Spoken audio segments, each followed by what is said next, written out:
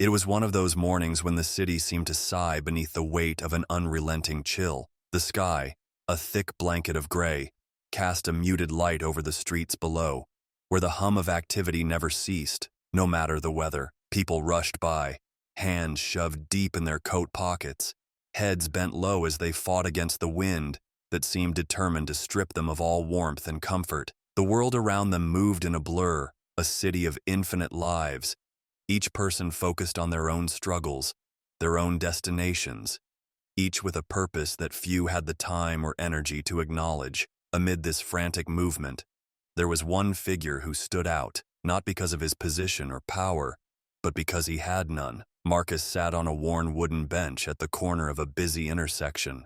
He wasn't a man who had anywhere to go or anything to do. His clothes were tattered, his face scruffy and worn by the harshness of time and the unforgiving streets. His hands were calloused, his coat threadbare, and his boots, once sturdy, had long since given up their duty of protection against the elements. He had lived on the streets for years, a life shaped by survival, by the daily uncertainty of what would come next. Despite his circumstances, Marcus had not lost his ability to observe. His sharp eyes watched the world around him with a mixture of skepticism and curiosity. He could tell a lot about a person from how they walked, what they wore, and how they carried themselves. Most people walked past him without sparing a glance. In fact, most people did their best to avoid any recognition of his presence at all. To them, he was invisible, a shadow in the backdrop of their busy lives, and he had come to accept that. Today, however, was different. As Marcus sat there, wrapped in his layers, trying to protect himself from the biting cold, a man in a fine suit hurried past him. The man was tall, confident, his strides purposeful as he walked briskly down the sidewalk, his eyes glued to the screen of his phone. The world around him was nothing more than a blur. He was absorbed in whatever urgent message he was reading. He was a man who seemed to have it all: tailored clothing, polished shoes, and an air of success that practically radiated off him. There was no mistaking the fact that this man was important in a way that Marcus could hardly comprehend. But then something happened that snapped Marcus out of his reverie. As the man walked, a small object fell from his pocket. It landed with a soft thud on the ground, and Marcus's eyes darted to it. A wallet, a sleek black leather wallet, perhaps expensive, perhaps a symbol of the man's wealth and success. Marcus's first instinct was to ignore it. After all, it wasn't his wallet, and there was no reason for him to get involved. But there was something about the way it had dropped so carelessly, as if the man hadn't even noticed, that tugged at him. He could easily keep the wallet for himself. There were 100 ways he could use it. If it had cash inside, if it had a credit card or ID. But then again, Marcus had always believed in doing the right thing, even when nobody was watching. He had lived on the streets long enough to know that his actions, even the smallest ones, defined him. Without a second thought, Marcus stood up from the bench. His knees creaked, his joints stiff from years of sitting on cold, hard surfaces. He shuffled over to the wallet, picked it up, and glanced around. The man hadn't noticed it was missing. No one else had either. The street was as busy as ever, but the world seemed unaware of the small, valuable thing that had just been lost. Marcus held the wallet in his hand for a moment, considering. He could just walk away, disappear into the crowd, but something told him not to. Maybe it was his sense of morality, or maybe it was just a moment of clarity in the midst of the chaos. Whatever it was, he didn't hesitate. He turned and walked after the man. The businessman, still engrossed in his phone, was about to round the corner. Marcus quickened his pace, his boots scraping against the pavement as he approached. "Hey, sir!" he called out, his voice hoarse and low. The man didn't hear him at first, lost in his own world. Marcus called out again, louder this time. The businessman finally looked up, startled. His gaze swept over Marcus, taking in the ragged appearance of the man before him. His eyes flickered with a brief, barely perceptible judgment, and then fell to the wallet in Marcus's hand. "Oh," the businessman said, his voice flat. "You found it." Marcus nodded, holding it out to him. "You dropped it," he said simply. The businessman paused, his face unreadable. He took the wallet from Marcus's outstretched hand, his fingers brushing against Marcus's calloused skin. There was a moment of silence between them, and Marcus could sense the man's unease. Maybe it was because of the difference in their worlds. Or maybe it was because the businessman wasn't used to being confronted by someone like Marcus. He wasn't used to kindness from people who didn't look like him. "Thanks," the businessman said after a moment, his tone still cool but perhaps tinged with something else. "I didn't even notice," Marcus shrugged, trying to brush off the awkwardness of the moment. "It's no problem, just doing what's right." The businessman nodded, a vague expression crossing his face. "Right, well thanks again." He turned away, not waiting for any further exchange. As he walked off, Marcus couldn't help but notice the way the man moved. Almost hastily, as if eager to escape the encounter, Marcus stood there for a few moments, watching the businessman disappear into the crowd. His heart felt light, though, for some reason. It wasn't about the wallet.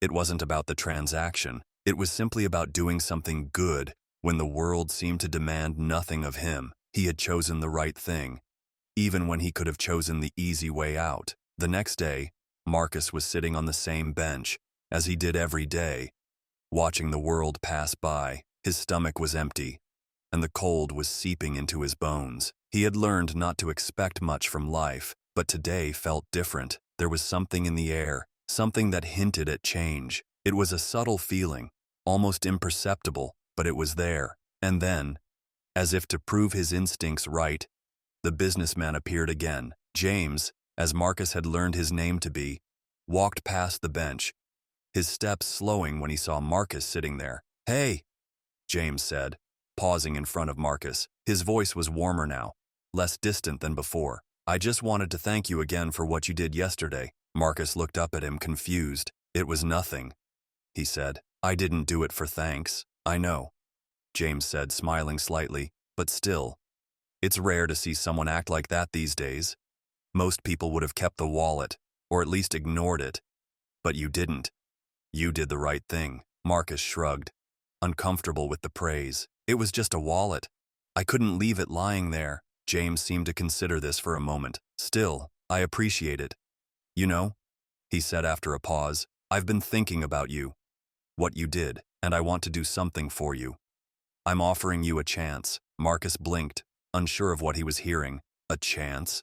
he asked, his voice hesitant. "Yeah," James said, his expression softening. "I run a marketing firm a few blocks away. I've got a position that just opened up, and I think you could do it. It's not much, but it's a start, and it's something. If you're interested." For a moment, Marcus didn't know how to respond. He had lived on the streets for so long that the idea of a real job, a job with an office and a paycheck, seemed foreign to him. He wasn't sure if he even had the skills to do the work, but the sincerity in James's eyes made him hesitate. "I don't know," Marcus said slowly. "I mean, I don't have any experience, and I've never worked in an office before." James smiled again, the warmth in his eyes undeniable. "You don't need experience. What you need is a willingness to learn. And I can teach you. I just think you deserve a chance, Marcus." Marcus sat in stunned silence. A job? A chance to change his life? It seemed like something out of a dream, but maybe, just maybe, it wasn't. "I'll do it," Marcus said finally, his voice quiet but firm. "I'll come by tomorrow." The following morning, Marcus made his way to the office building where James worked. He had no business attire, nothing that might make him blend in with the polished, well-dressed professionals who worked there. But he did his best, wearing the best of what he had. A slightly cleaner coat, the least worn pair of boots he owned. When he arrived, he was directed to the top floor, where James's office was located. "Marcus," James greeted him as he entered, standing up from his desk with a smile. "I'm glad you made it. I wasn't sure if I should come," Marcus admitted. "I don't know what I'm doing. This is all new to me." "I know it is," James said, "but that's why I'm here. I'll teach you, every step of the way. Don't worry about anything else." Over the next several weeks, Marcus learned the ropes of the marketing firm. He started with simple tasks, filing, answering phones, making copies. But slowly, his responsibilities grew. He began to understand the flow of the office, the intricacies of marketing, and how a business like this operated. James was patient with him, guiding him through the tasks and offering advice when needed. And though Marcus was far from perfect, he gave his best effort. something James noticed and appreciated. With each passing day, Marcus's confidence grew. He was no longer just surviving, he was thriving. The office staff, initially unsure about Marcus, began to see his worth. They started to respect him, not because of his background or his circumstances, but because of his determination and honesty. And as the months passed, Marcus's life began to change in ways he had never imagined. He moved into a small apartment, something that had seemed impossible just a few months earlier. He opened a bank account.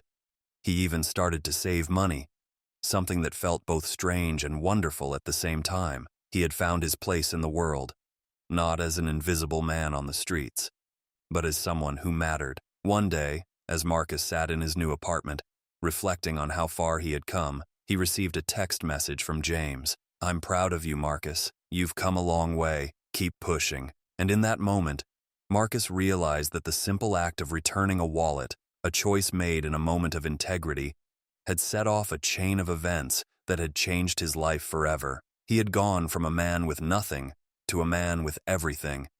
His dignity, his future, and the knowledge that kindness, no matter how small, could change the course of his life. It had been a journey that had begun with a simple choice, but that would take him places he had never thought possible. And for the first time in years, Marcus knew that his story was just beginning.